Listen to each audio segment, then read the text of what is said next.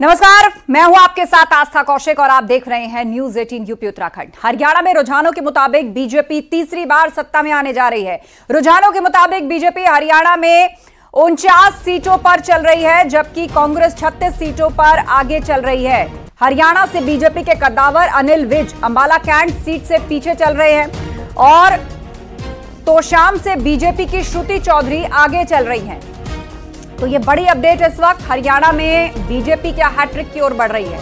आंकड़ा फिलहाल बीजेपी के पक्ष में इस लिहाज से दिख रहा है क्योंकि बीजेपी लगातार 40 सीटों पर बढ़त बने हुए है। माफ कीजिए, 49 सीटों पर बीजेपी आगे है। तेजी से अपडेट हो रहा है टैली और हरियाणा में एक बार फिर से बीजेपी की वापसी होती दिखाई दे रही है। कांग्रेस 32 सीटों पर आगे है, 4 सीटें जीत चुकी है। तो हरियाणा में एक बार फिर से बीजेपी की वापसी होती हुई दिखाई दे रही है। रुझान अब नतीजों में तब्दील होने लगे हैं। आंकड़ा मिल रहा है, फरीदाबाद से बीजेपी के विपुल गोयल आगे हैं, बादशाहपुर से बीजेपी के राव नरवीर सिंह आगे हैं, तोशाम से बीजेपी की श्रुति चौधरी आगे हैं और गढ़ी संपाला किलोई से भूपेंद्र हुड्डा आगे हैं। आदमपुर से बीजेपी के भव्य बिश्नोई आगे चल रहे हैं, होडल से कांग्रेस के उदय भान आगे हैं। तो ये बड़ी अपडेट्स हैं, वो चेहरे जो प्रमुखता से छाए रहे और बीजेपी खेमे में जश्न का माहौल है। सीधे अब आपको लिए चलते हैं चर्चा के लिए। हमारे सहयोगी दिल्ली से पवन गौड़ हमारे साथ आगे जुड़ रहे हैं। पवन, जो एग्जिट पोल्स में दिखाया जा रहा था, रुझान उसके ठीक उलट गए हैं। मतलब ये हरियाणा का जो दंगल है वो पलटा हुआ नजर आ रहा है। रुझानों में बीजेपी तेजी से आगे बढ़ रही है, बहुमत के आंकड़े के साथ दिख रही है, तो वहीं ताजा स्थिति में कांग्रेस पीछे है और इसी के साथ ही बहुत सारे सवाल भी खड़े होने शुरू हो गए हैं कांग्रेस की ओर से।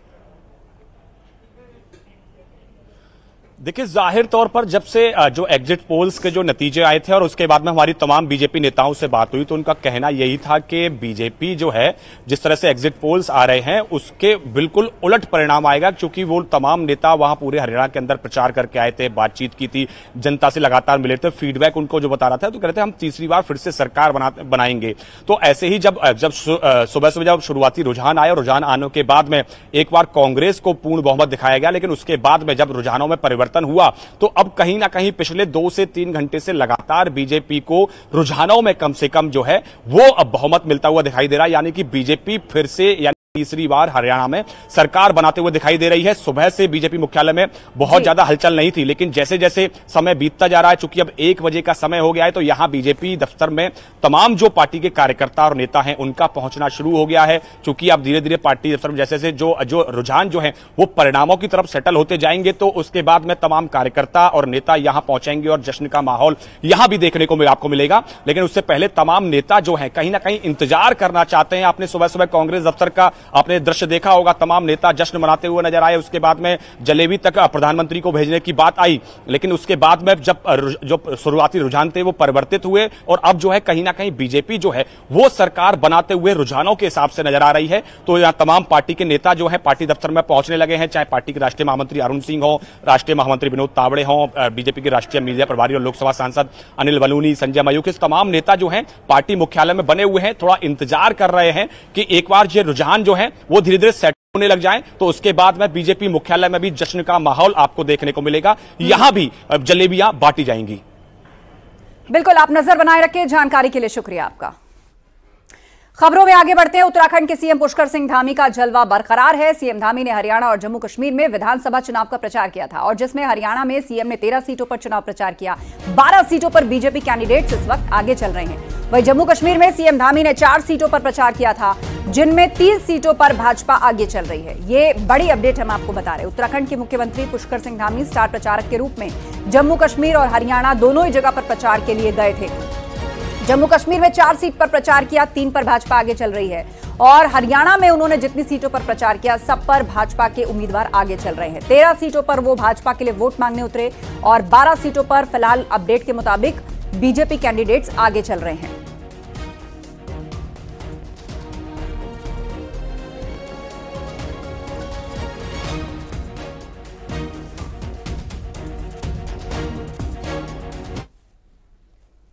और खबरों में आगे बढ़ते हैं। यूपी उपचुनाव से जुड़ी बड़ी खबर है। बीजेपी ने उपचुनाव की सीटों पर प्रत्याशियों के नामों का पैनल तैयार किया। बीजेपी की स्थानीय इकाई ने उपचुनाव की सीटों पर 3-3 नाम तय किए। आरएलडी को मीरापुर सीट देने का निर्णय हुआ है। हालांकि निषाद पार्टी का फैसला केंद्रीय नेतृत्व मंत्री धर्मराज निषाद, अवधेश द्विवेदी, सुधीर सिंह राणा, रणधीर सिंह समेत कई नामों की चर्चा है। गाजियाबाद से अशोक संजीव शर्मा, गोरखनाथ के नाम की चर्चा है। कुंदरकी से दिनेश ठाकुर, रामवीर सिंह समेत कई नाम पैनल में शामिल किए गए की तैयारी में। तो बीजेपी की चर्चा है और वो सभी नाम फिलहाल चर्चा का विषय बने हुए हैं। नामों का पैनल तैयार किया गया है। उम्मीदवार कौन होगा? करहल से भाजपा कोई बड़ा चेहरा उतार सकती है मैदान में।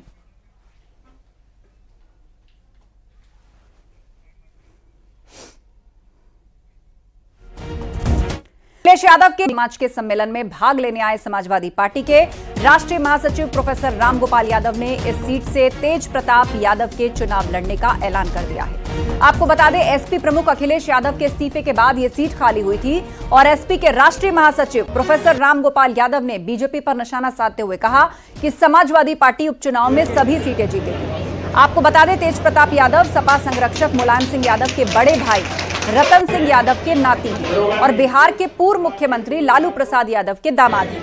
तेज प्रताप यादव साल 2014 में मैनपुरी लोकसभा सीट से उपचुनाव में पहली बार सांसद चुने गए थे। नेता लोग सब चुनाव अभियान का उम्मीदवार सबसे पहले ऑफिशियली घोषित नहीं हुआ, लेकिन हमने तो कर ही दिया। वो आपकी जिम्मेदारी है कि आप देखें कि कहीं कोई खुला वोट में बूथ में नहीं होने पाए। जो वोट नहीं बने उनको वोट बनाइए, ऑनलाइन बना लीजिए। इलेक्शन कमीशन में सीधा जाता है, उसको मानना ही पड़ेगा। प्रोफेसर साहब 10 सीटों में से करहल विधानसभा आती है। करहल सीट में चुनाव हो रहा है और आपने घोषित भी कर दिया तेज प्रताप जी यहाँ से चुनाव लड़ने जा रहे हैं। बीजेपी अपने पूरी दमखम दिखाते हुए थोड़े जा रहे हैं, जबकि उनका कहना यह है कि यहाँ तो पहले भी कहते थे, वो कह रहे थे। उत्तर प्रदेश के डीएम, एसपी, कमिश्नर्स और पुलिस आयुक्तों को आयकों को बराबर कर देना होगा। उन्होंने सम्मानपूर्वक ठीक वैसी ही कुर्सी पर बिठाना होगा जिस पर वो खुद विराजमान रहते हैं। यदि अधिकारी की कुर्सी पर तौलिया पड़ा है तो उन्हें विधायकों के लिए भी तौलिया लगी कुर्सी का इंतजाम करना होगा। अगर अधिकारी सोफे पर बैठे हैं तो विधायकों को भी सोफे पर बिठाना होगा। विधायकों की शिकायत पर स्पीकर सतीश कमिश्नर्स को पत्र भेजा है। तो शिकायत पर स्पीकर ने जैसी ही कुर्सी पर उन्हें भी बिठाना होगा। अगर उनकी कुर्सी पर तौलिया लगा है तो फिर जनप्रतिनिधियों की कुर्सी पर भी तौलिया बिछाना होगा। और इस शिकायत जो पहुंची स्पीकर के पास, उसके बाद उन्होंने कड़े निर्देश दिए। उधर योगी सरकार युद्धस्तराज महाकुंभ की तैयारी शुरू कर चुकी है। महाकुंभ के लिए मंडल स्तरीय कुंभ समिट का आयोजन होगा। कलश यात्रा लखनऊ मंडल से शुरू होकर सभी 18 मंडलों से होकर प्रयागराज पहुंचेगी। और पर्यटन मंत्री जयवीर सिंह ने कहा है कि प्रयागराज महाकुंभ के अंतिम चरण में तैयारी चल रही है और 2019 से महाकुंभ 2025 से दिव्य और भव्य होगा। 2019 में आयोजित अर्धकुंभ में 24 करोड़ श्रद्धालु शामिल हुए थे और अगले साल जनवरी में होने वाले महाकुंभ में देश दुनिया के 50 करोड़ से अधिक श्रद्धालु शामिल होंगे। जयवीर ने कहा कि 10 दिसंबर के बाद पीएम प्रयागराज पहुंचकर महाकुंभ की तैयारियों की समीक्षा करेंगे। जयवीर सिंह ने राज्य के लोगों से कुंभ के आयोजन में शामिल होने की अपील की। देश विदेश में महाकुंभ का प्रचार प्रसार होगा। Nepal, Mauritius, Indonesia, Canada, Cambodia, south Korea, Suriname और थाईलैंड जैसे देशों में रोड शो होगा। 5 राज्यों के साथ एमओयू है और 6 के साथ होने जा रहा है। देश जितने भी डाइफोरा के देश हैं, डाइव कंट्रीज हैं, मॉरिशस है, कंबोडिया है, मेरे ख्याल से करीब आधा दर्जन देशों के साथ हम लोग देख रही हैं। इस समय आधा दर्जन प्रदेशों के साथ और 6 प्रदेश रहते हैं जिनके साथ एमओयू मैं समझता हूं कि अगले हफ्ते तक हो जाएगा।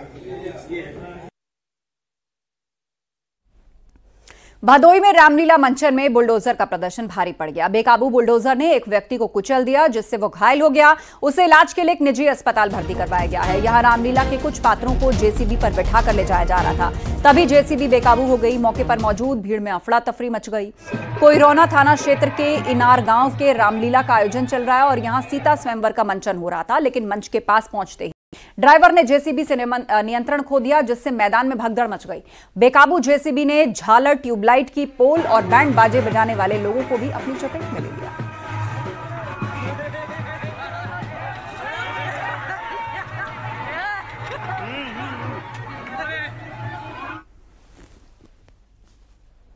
और खबर आगरा से, रोडवेज और प्राइवेट बस में टक्कर हो गई। हादसे में 20 से अधिक यात्री घायल हो गए। हादसे की सूचना पर पहुंची थाना पुलिस ने घायलों को अस्पताल में भर्ती कराया। आगरा बाह रोड पर यह हादसा हुआ है। तो हादसे में 20 से अधिक यात्री घायल हैं। आगरा बाह रोड पर यह हादसा हुआ है। रोडवेज और प्राइवेट बस में टक्कर हो गई है, जिसके बाद हादसे से जुड़ी ये तस्वीर सामने आई। आप जिसे देखकर अंदाजा लगा सकते हैं कितना भयानक एक्सीडेंट था। 20 से ज्यादा यात्री इसमें घायल हुए हैं, जिन्हें इलाज के लिए फौरन अस्पताल भर्ती कराया गया। आगरा बाह रोड पर यह हादसा हुआ है। तो रोडवेज और प्राइवेट बस में टक्कर हो गई। तस्वीर उसकी हम आपको दिखा रहे हैं। ये आज लगभग 9:30 बजे गुढ़ा गांव में दो पक्ष थे, दोनों एक ही कुनबे के रहने वाले हैं, और इनके बीच में ट्रैक्टर को निकालने को लेकर के विवाद हुआ। उस क्रम में मारपीट हुई, जिसमें एक व्यक्ति की मृत्यु हो गई, रघुवीर सिंह, और उनके जो बड़े भाई हैं और उनकी पत्नी वगैरह को एसएम मेडिकल कॉलेज में उपचार के लिए ले जाया गया है। जो डेड बॉडी है वो हम लोगों ने मोर्चरी भिजवा दी है। यहाँ पे फील्ड यूनिट, एसओजी, सर्विलांस सभी टीम्स आ गई हैं और जल्द ही इसमें गिरफ्तारी का प्रयास किया जाएगा। तहरीर प्राप्त करके मुकदमा लिखा जाएगा। फतेहपुर में अज्ञात गाड़ी ने बाइक सवारों को टक्कर मार दी। इस हादसे में एक युवक की मौत हो गई और 2 की हालत नाजुक है। बाइक सवार थरियाव और फतेहपुर की ओर आ रहे थे और तीनों एक ही बाइक में सवार थे। थरियाव थाना के पूर्वी बाईपास पर यह हादसा हुआ। अज्ञात गाड़ी ने टक्कर मारी। एक ही बाइक से जा रहे थे तीनों, ट्रिपलिंग करते हुए जा रहे थे और जिसके बाद यह हादसा हो गया। गाड़ी ने बाइक सवार मारने में लगा है। तो तस्वीर आपको दिखा रहे हैं। एक लड़के की मौत हो गई है और 2 लड़के इसमें घायल हैं। अस्पताल पहुंचाए गए। कर लगने से एक की मौत और 2 घायल। मरने में लगा है। अमेठी में कोचिंग पढ़कर घर जा रहे साइकिल सवार छात्र को डंपर ने टक्कर मार दी। इस हादसे में छात्र की मौके पर मौत हो गई और घटना के बाद बड़ी संख्या में ग्रामीण मौके पर इकट्ठा हो गए और भाग रहे ड्राइवर को पकड़कर पुलिस के हवाले कर दिया। इस हादसे के बाद ग्रामीणों में जबरदस्त नाराजगी है। संग्रामपुर थाना क्षेत्र के प्रतापगढ़ रोड पर यह हादसा हुआ है। तो गुस्साए लोगों ने हंगामा किया है। सड़क हादसे में एक छात्र की मौत हो गई है। टक्कर लगने से यह हादसा हुआ जिसमें छात्र की जान चली गई। एक डंपर ने उसकी साइकिल को टक्कर मारी।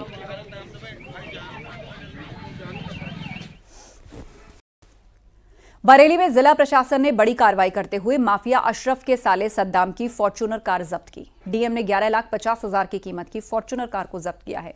आपको बता दें, अशरफ का साला सद्दाम बदायूं जिला जेल में बंद है। तो बदायूं जिले बंद है सद्दाम। अशरफ के साले सद्दाम की कार को जब्त कर लिया गया है। जिला प्रशासन ने कार जब्त कर ली है। उधर हरदोई में देवरिया जैसी वारदात हुई है। यहां बाइक सवार मनचे लेने स्कूल से घर जा रही छात्राओं से छेड़खानी की और आरोप के मुताबिक बाइक सवार ने सड़क किनारे जा रही लड़की का दुपट्टा खींचा और यह वीडियो हालांकि 1 महीने पुराना बताया जा रहा है। मनचले बाइक सवार की करतूत सीसीटीवी में रिकॉर्ड हुई है। घटना की जानकारी मिलने पर पुलिस के अधिकारी छात्रा के परिजनों से मिलने पहुंचे।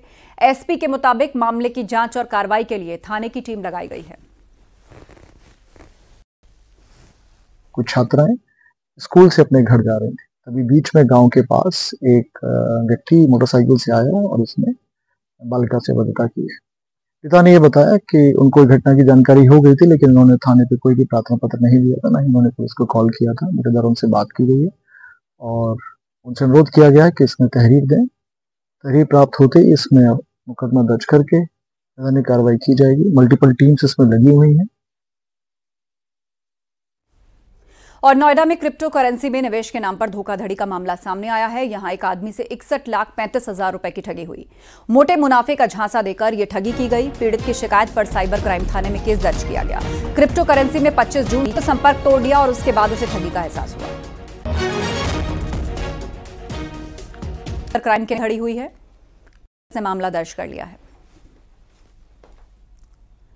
और झांसी में दबंगों ने कबाड़ की दुकान पर 2 लड़कों को जमकर पीटा। मामला मोट कोतवाली इलाके का है। कबाड़ की दुकान पर 2 लड़के मोटर बेचने आए थे और उस दौरान मामूली विवाद में दबंगों ने पिटाई की। पिटाई का वीडियो भी वायरल हो रहा है। पुलिस जल्द मारपीट करने वाले आरोपियों को हिरासत में लेकर पूछताछ करेगी।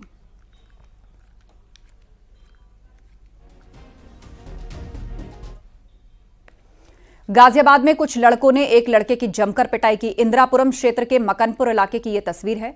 कुछ लड़के, वो तस्वीर हम आपको दिखाएंगे। कुछ लड़के एक लड़के को बुरी तरह से पीटने लगे और इसका वीडियो सोशल मीडिया पर अपलोड कर दिया गया। पीड़ित के पिता का कहना है कि कुछ लड़कों ने उनके बेटे को घर से ले जाकर इंदिरापुरम में हाथी पार्क में बुरी तरह से पीटा। पीड़ित लड़के के पिता ने इंदिरापुरम थाने में इसकी लिखित शिकायत दर्ज कराई है।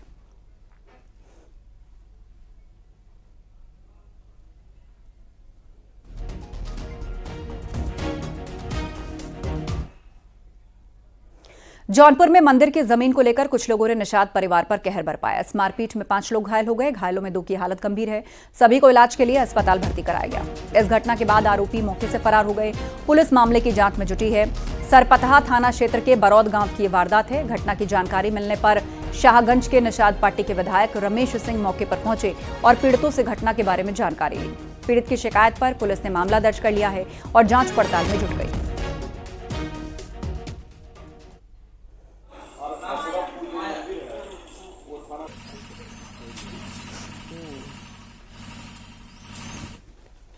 हमीरपुर में कुछ लोगों ने प्रधान के पति पर हमला कर दिया। आरोप के मुताबिक लाठी डंडों और कुल्हाड़ी लिए लोगों ने कार सवार प्रधान प्रतिनिधि का रास्ता रोका और कार में तोड़फोड़ की। इतना ही नहीं, जान से मारने की नीयत से फायरिंग भी की।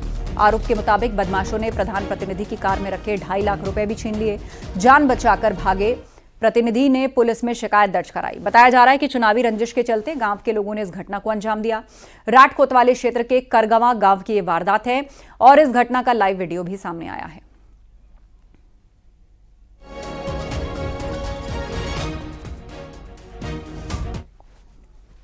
और खबर लखीमपुर से है। दोस्ती करने से मना करने पर मौलाना पर धमकी देने का आरोप लगा है। आरोपी मौलाना मसूद परचून और मोबाइल रिचार्ज की दुकान चलाता है। लड़की ने एक बार उसकी दुकान से रिचार्ज कराया था। मौलाना ने छात्रा का मोबाइल नंबर जान लिया और फिर मौलाना मसूद लगातार छात्र का पीछा करता है, छेड़खानी करता है। दोस्ती न करने पर अश्लील फोटो बनाकर वायरल करने की धमकी भी दे रहा है।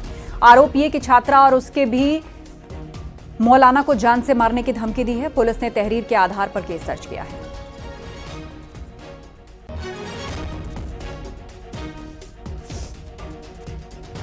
मौलाना मसूद ने परेशान कर रखा है। कोचिंग जाते हैं, मुझे छेड़खानी करने के लिए उसने मुझे मार डालने की धमकी दी है। क्या आप मतलब क्यों परेशान करते हैं? किस तरीके से ब्लैकमेल करते हैं? हाँ, ब्लैकमेल। और कहा फोटो आपकी वायरल कर देंगे तो आपके माँ बाप आत्महत्या कर लें शर्म के मारे।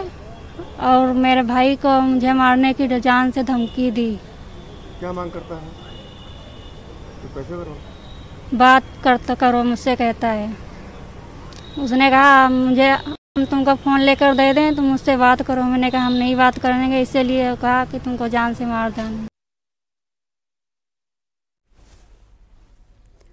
लखनऊ के गोसाईगंज में पेट्रोल पंप से 7,63,000 रुपए की चोरी हुई और चोरी की वारदात सीसीटीवी में कैद हो गई।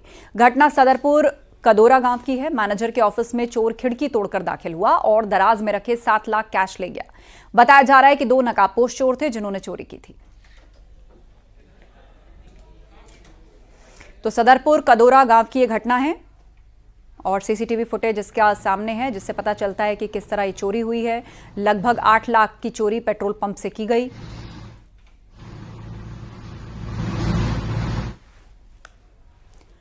उधर हरियाणा के नतीजों पर बोले हैं सिद्धार्थनाथ सिंह। राहुल गांधी को जलेबी भेजूंगा, यह कहना है सिद्धार्थनाथ सिंह का। प्रयागराज की जलेबी भिजवाऊंगा, यह कहा सिद्धार्थनाथ सिंह ने। तो राहुल गांधी को जलेबी भेजूंगा, यह कहा सिद्धार्थनाथ सिंह ने। प्रयागराज की जलेबी राहुल गांधी को भेजूंगा।